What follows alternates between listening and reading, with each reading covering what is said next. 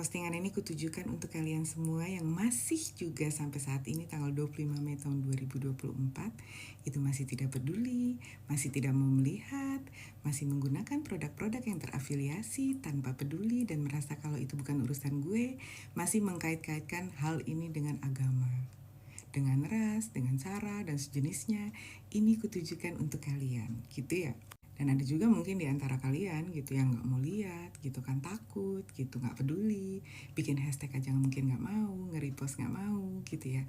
Ya apa gunanya? Emang efek gitu, seperti itu emang efek gitu kan. Nah, ini untuk kalian. Jadi kalian itu kan pastinya kan nggak ngeliat tuh, ya kan, footage itu dari depan sampai belakang semuanya dari awal.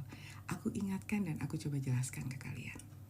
Yang pertama, ada satu gadis kecil cantik banget, rambutnya itu dicepol kayak cepol 2 gitu, ya kan, namanya Rim Ali.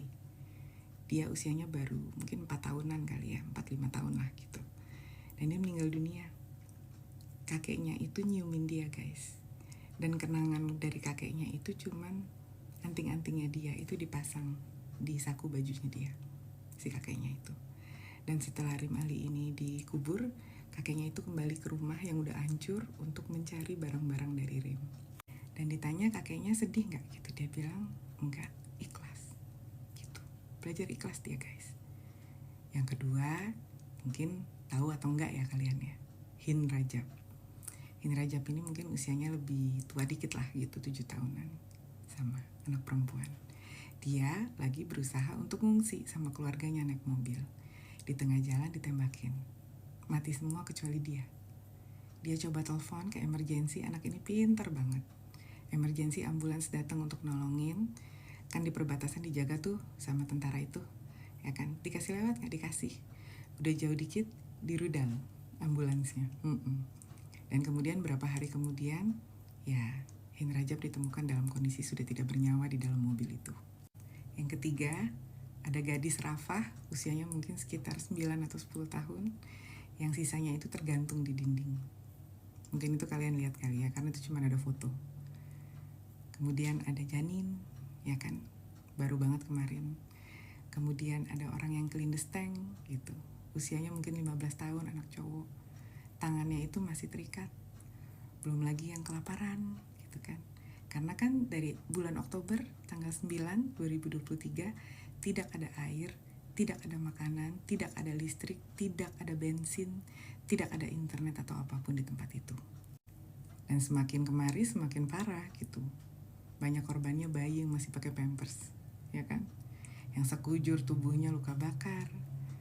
Yang aku sempat lihat ada satu bayi cowok usianya mungkin sekitar 5 bulanan gitu ya, itu dijahit dari ujung sini sampai ujung sini, dari ujung sini sampai ujung sini, terus tangannya itu mungkin ada yang harus diamputasi jarinya gitu. Terus aku punya satu video yang aku nggak bisa kasih lihat kalian di sini karena pasti ya kena violation lah gitu. Ada 2 orang kakak beradik perempuan. Kakaknya mungkin usianya sekitar 9 tahunan.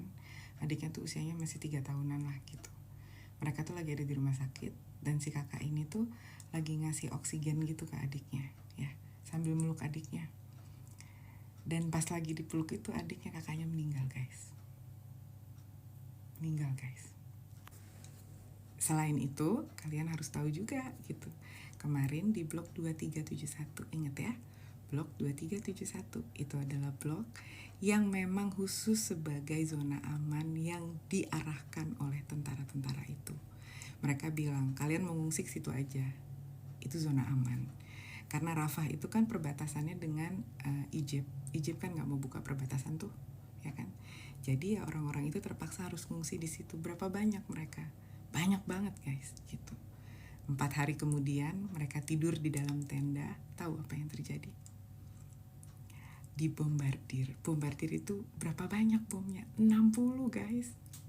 Beratnya mencapai 2000 kilo gitu pada malam itu.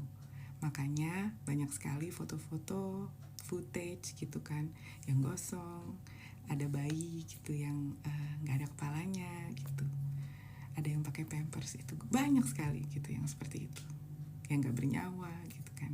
Dan yang paling parah, besok paginya si tentara-tentara itu main PUBG gitu, main tembak-tembakan guys gitu. orang-orang yang masih hidup berusaha untuk mengumpulkan gitu ya anggota keluarganya yang sudah nggak ada itu untuk dikuburkan dengan cara baik gitu. Itu ditembakin guys mereka, siang bolong gitu. Laki-laki, perempuan, ya pokoknya gerak aja gitu kan. Dan Perdana Menterinya cuman bilang, oh itu kecelakaan. Karena kita nggak tahu gitu, kita pikir di situ ada Hamas. Karena mereka dapat info kalau Hamas itu ngumpetnya di situ, gitu. Ya begitu aja terus ya kan. Terus tidak ada satu organisasi pun yang bisa ngapa-ngapain gitu. Lah terus kalau nggak ada organisasi yang bisa ngapa-ngapain, kita bisa apa? Rakyat ini kan banyak guys. Organisasi itu anggotanya cuma berapa sih? Kalau semua orang di seluruh dunia bergerak kan pasti akan ada sesuatu gitu, mungkin bisa menghentikan ini gitu. Dan ini sebenarnya aku tujukan untuk kalian semua yang silent, nggak mau bikin hashtag, nggak mau nge-repost, malah nge-repost makan di tempat yang terafiliasi dan seterusnya. Ini buat kalian ya gitu. Hati-hati, aku cuma mau ingatkan, coba kalian cek ke psikolog atau cek ke psikiater. Kenapa? Karena orang normal itu reaksinya nggak kayak kalian. Kalau kalian itu numb, gak ada rasanya, gak peduli, itu mungkin kalian psikopat.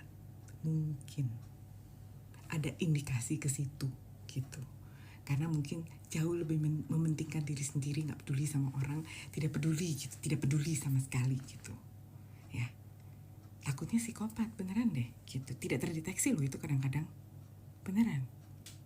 Ya, cek ya, coba cek ke psikolog.